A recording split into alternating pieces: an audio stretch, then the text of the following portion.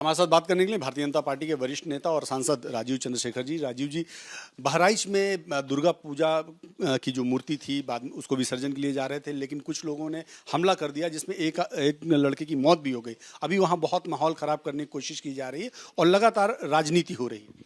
देखिए, हम आज आज के दिन में ये जान चुके हैं और पहचान चुके हैं, आज मैं नहीं, भारत के सभी लोग, कि हमारे देश में ऐसे पार्टीज़ हैं, पॉलिटिकल पार्टीज़ हैं, जिनके राजनीति एक तरह से उनका स्ट्रैटेजी ये है कि किसी तरह से समाज में हलचल मचे, लोगों के बीच में तनाव बने। ये कांग्रेस पार्टी ने ट्राई किया था किसानों के साथ, और आज वो तो स्पष्टीकरण स्पष्ट रूप से बाहर आ गया है।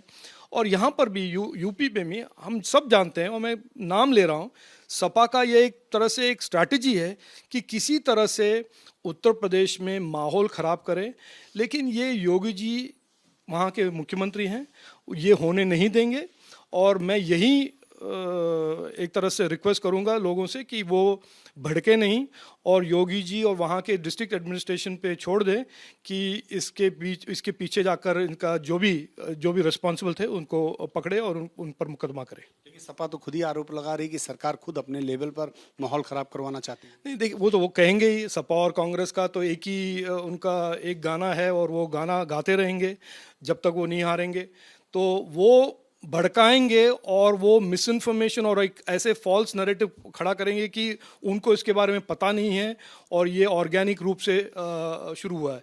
किसान के मूवमेंट में भी जब शुरू हुआ था यही नैरेटिव था, और आज जब गुरनाम सिंह जी कह रहे हैं, अभी खुलासा तो हो गया है कि इस आंदोलन के पीछे क्या मकसद था, कौन था।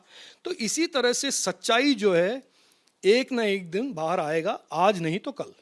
आप मानते हैं कि जानबूझकर माहौल खराब करने की कोशिश है चूंकि चुनाव नजदीक है? मैं 100% कह रहा हूं आपसे, बड़े रिस्पॉन्सिबिलिटी के साथ कह रहा हूं कि इस देश में, हमारे देश के जो मोमेंटम को स्लो डाउन करने के लिए बाहर के ताकत और बाहर के ताकत के साथ हमारे एक दो पॉलिटिकल पार्टीज मिलकर, ये एक तरह से उनका एक कॉन्स्पिरेसी है कि किसी तरह से हमारे देश के इस विकास को, इस देश में जो माहौल बन रहा है डेवलपमेंट का, उसको किसी तरह से स्लो डाउन करे और उनको राजनीतिक फायदा हो। राजीव जी, संजय राउत हैं, उन्होंने आज एक बहुत ही गंभीर एलिगेशन लगाया। उनका कहना है कि बाबा सिद्दीकी मर्डर केस के मामले में अंडरवर्ल्ड का साथ है और अंडरवर्ल्ड का समर्थन है महाराष्ट्र सरकार को, और इसी आधार पर हत्याएं हो रही हैं। देखिए, संजय रावत और एक सीरियस एलिगेशन में कॉन्ट्रडिक्शन है। संजय रावत कभी भी, उनका जो कहना है, मैं कोई सीरियसली मानता नहीं हूँ, कोई भी नहीं मानता है। वो तो एक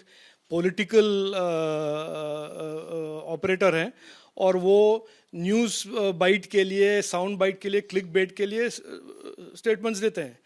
देखिए, अंडरवर्ल्ड है मुंबई में, महाराष्ट्र में, ये तो इसमें कोई बड़ा रेवोल्यूशन तो है नहीं। हम सब जानते हैं कि हमारे देश में क्रिमिनल एलिमेंट्स हैं। क्रिमिनल एलिमेंट्स को सपोर्ट कौन करते हैं, क्रिमिनल एलिमेंट्स को किसने सालों से एंकरेज किया है, ये भी हम जानते हैं। और जो कौन है जो सरकार में, कौन सी सरकार, किस पार्टी की सरकार, भाजपा की सरकार ही इस क्रिमिनल एलिमेंट्स के साथ सख्ती से पेश करते हैं, ये भी हम जानते हैं। तो जो वहाँ के उप मुख्यमंत्री ने और मुख्यमंत्री ने स्टेटमेंट दिया है कल कि देखिए, पुलिस को इन्वेस्टिगेशन करने दीजिए, इसको पॉलिटिसाइज मत कीजिए, यही सच है, यही ठीक है। हमें पॉलिटिसाइज करना नहीं चाहिए। लेकिन संजय राउत और उद्धव ठाकरे के बारे में जो कांग्रेस ने कहा है कि वो बिना कांग्रेस के समर्थन के एक भी वोट नहीं पाएंगे, उनको एक डेस्परेशन हो गया है। उनको मालूम है किस तरह मोमेंटम हो रहा है इस इलेक्शन में, तो वो ऐसे ज्ञानबाजी करते रहेंगे। मेरा मानना है कि इलेक्शन के रिजल्ट के बाद ये सब बंद हो जाएगा और दूध का दूध और पानी का पानी साफ, उसका सफाई होगा। राजीव जी, लेकिन उन्होंने सवाल ये खड़े किए हैं कि साबरमती जेल में रखा गया है लॉरेंस बिश्नोई को और वहां से वो ऑपरेट कर रहा है, वहां से वो जिम्मेदारी ले रहा है। ये देश के गृह मंत्री के लिए एक कड़ी चुनौती है, उन्होंने ये भी कहा। नहीं, देखिए, चुनौती संजय राउत थोड़ी देंगे अमित भाई को और अमित शाह जी को। देखिए, पुलिस जब तक उसका इन्वेस्टिगेशन खत्म नहीं होता है, संजय राउत, मैंने लास्ट जब चेक किया था, वो तो सीआईडी में है नहीं, वो सीबीआई में है नहीं, वो कोई ट्रेंड इन्वेस्टिगेटर तो है नहीं। तो उन्होंने कैसे 24 आवर्स में ये सब उनको कैसे इनका जानकारी हुआ है? तो पुलिसिंग एक प्रोफेशनल फंक्शन है। पुलिसिंग इसीलिए तो हम आईपीएस में ट्रेनिंग करते हैं, ताकि वो एक तरह से इन्वेस्टिगेशन का कैपेबिलिटी उनमें हो। वो इन्वेस्टिगेट कर रहे हैं, इन्वेस्टिगेशन के बाद जो भी है सच बाहर आ जाएगा। सर, एक अंतिम पॉलिटिकल सवाल है। मल्लिकार्जुन खड़गे की संस्था ने जमीन वापस कर दी है राज्य सरकार को। नहीं, देखिए, खड़गे साहब 2-3 दिन से काफ़ी परेशान हैं। वो बड़ा साफ लग भी रहा है कि 2 दिन पहले उन्होंने कोई टेररिज्म के बारे में उनका एक रैंट भी निकला है। वो थोड़े परेशान हैं कि पार्टी प्रेसिडेंट, जो कर्नाटक के पार्टी प्रेसिडेंट है, उनके ही परिवार के जो लैंड ग्रैबिंग का मामला अभी खुलासा हो गया है, और एम्बैरसमेंट तो होगा ही। और कल उन्होंने लैंड भी वापस दे दिया है, और लैंड वापस देकर उनका बेटा जो है ट्वीट करते हैं कि मल्लिकार्जुन खड़गे ने 11 बार इलेक्शन जीते हैं। जैसे इलेक्शन जीतने से कोई फ्री पास मिल जाता है पब्लिक लैंड हड़पने का। तो ये मल्लिकार्जुन खड़गे जो कर रहे हैं, उनके परिवार जो कर रहे हैं, वो तो कांग्रेस पार्टी के नंबर 1 परिवार भी करता है। तो वो तो एक कांग्रेस कल्चर बन गया है। तो मैं नहीं मानता हूँ कि ये बड़ा कोई यूनिक है, लेकिन ये यूनिक जरूर है। और मल्लिकार्जुन खड़गे जी थोड़ा नर्वस भी हैं कि इसका खुलासा हो गया है।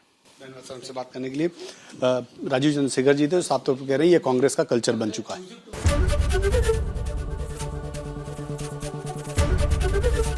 एबीपी गंगा, खबर आपकी, जुबान आपकी।